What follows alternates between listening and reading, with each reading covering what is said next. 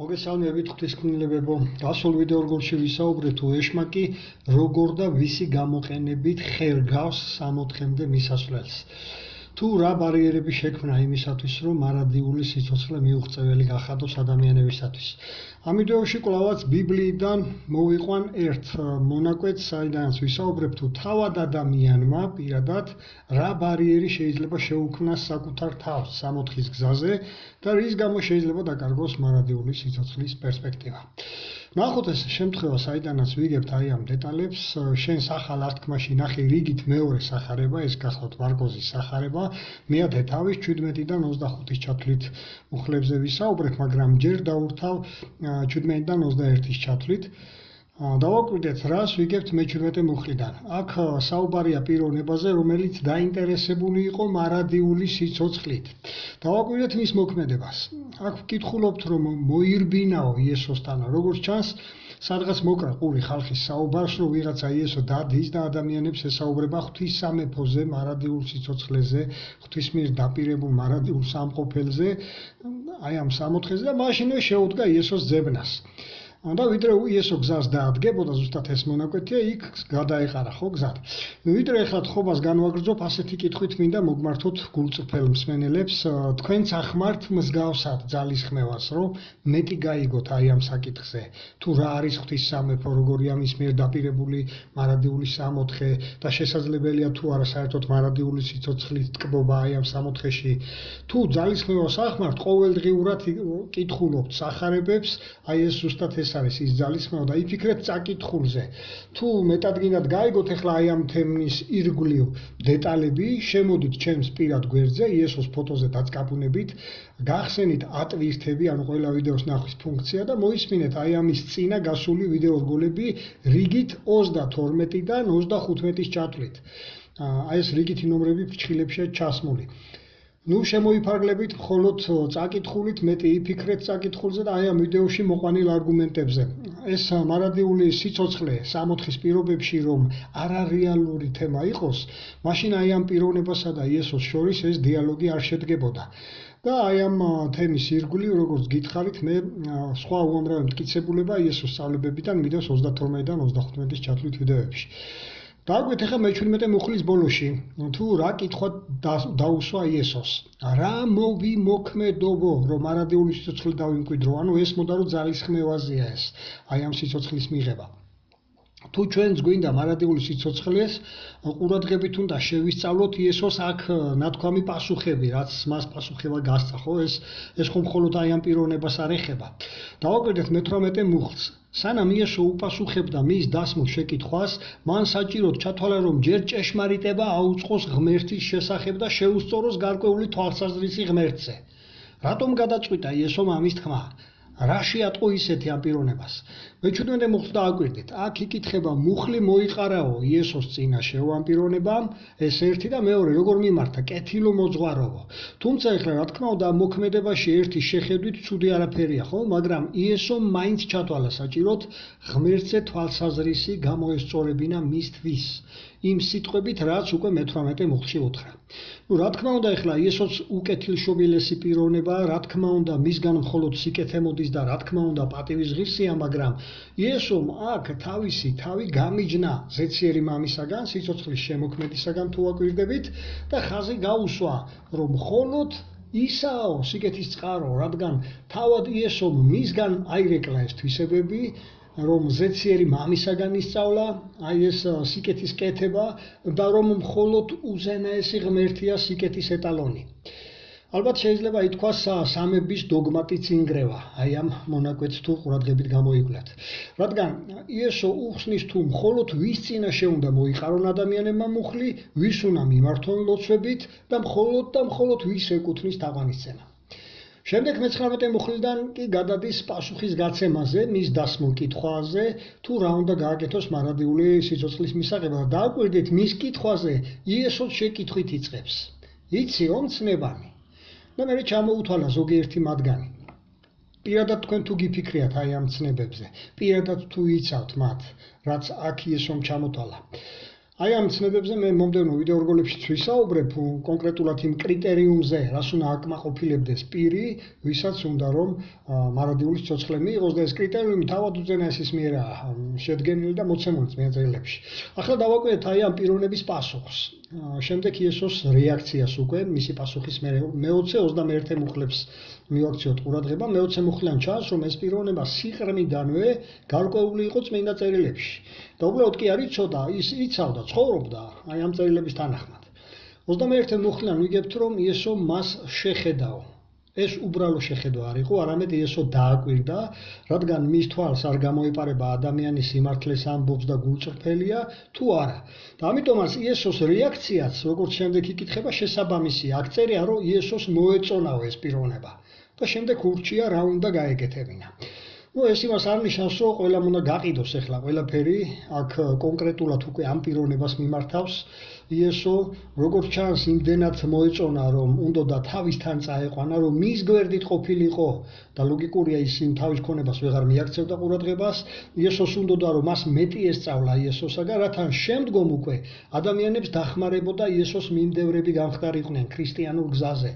თუმცა აქ 21 მუხლის ბოლოში ჩანს ისიც თუ რა უთხრა იესომ და აი ამ გზის არჩევით, რომ ეს იავარდით მოფენილი გზა და კომფორტული გზა არ იქნებოდა. არამედ აი ამ გზაზე ბევრ შეურაცხყოფის ატანა მოუწევდა, ტანჯვის, განსაცდელების ატანა მოუწევდა. ეს ჩანს სწორედ აი ამ სიტყვებიდან, როცა უთხრა იესომ, აიღე ჯვარი და გამომყევიო.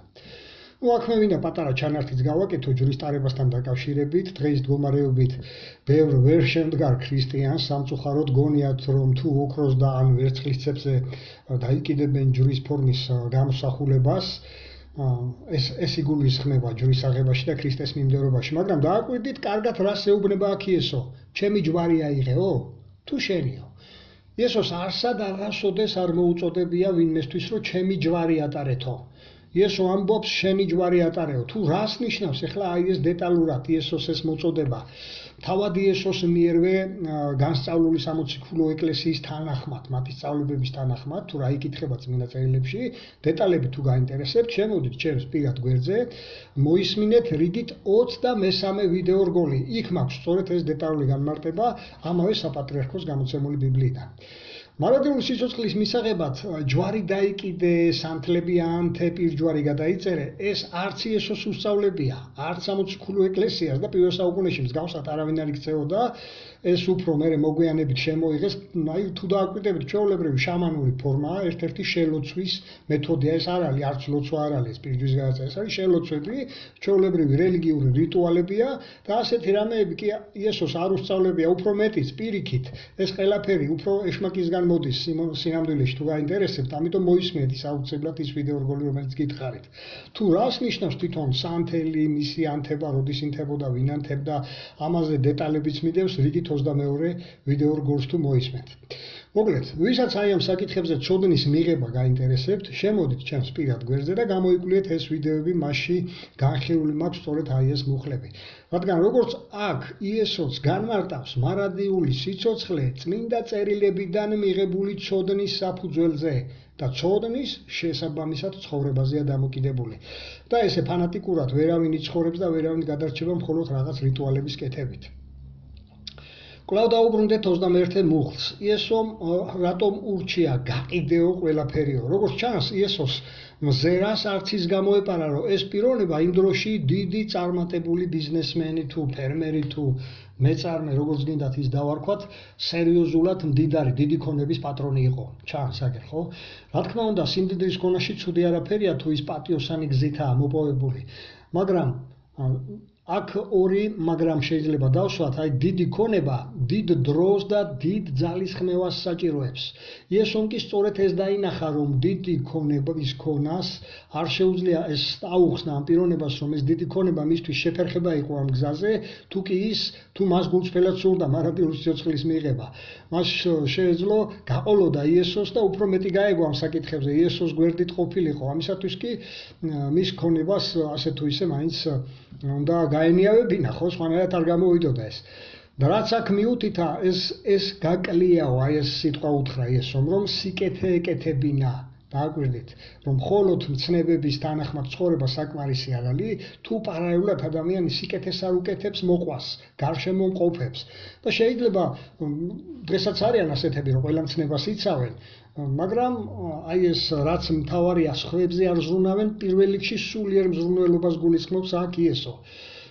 იმ საქმეში, რასაც თვითონ იესო აკეთებდა, ხო? ზუსტად ამას ასწავლიდა მოციქულებს, რომ ეს საქმე გაეგრძელებინათ. რასაც ახლა მეც ვაკეთებ, უფასოდ, უხელფასოდ, რამდენ დროს ენერგიას ვახმარ აი ამ ვიდეოების მომზადებას, რომ ადამიანებამდე მივიტანო ის სწავლებები, რომ ადამიანებმა თვითონ აი ეს ადამიანი ნებისმიერი გულწრფელი მსმენელი დავაყენო აი ამ 60-ის გზაზე, სადაც მათ მარადიული სიცოცხლე და მარადიული ბედნიერება ელოდებათ.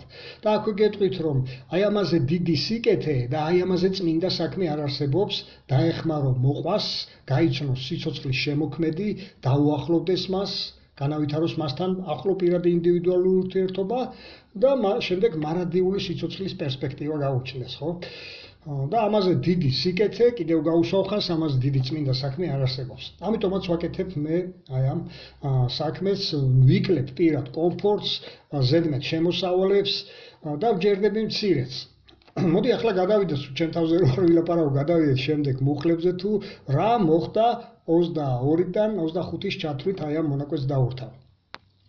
დავაკვირდეთ აგერ 22 მუხლს, რომ პიროვნებამ, რომელიც რამდენიმე წუთის წინ თუ ვაკვირდებით სიხარულით მიირბინა იესოსთან, რათა გაეგო, რა უნდა გაეკეთებინა მარადიული სიცოცხლის მისაღებად, ახლა უკვე შეცფუნებული და დამწუხრებული წავიდა. რატომ?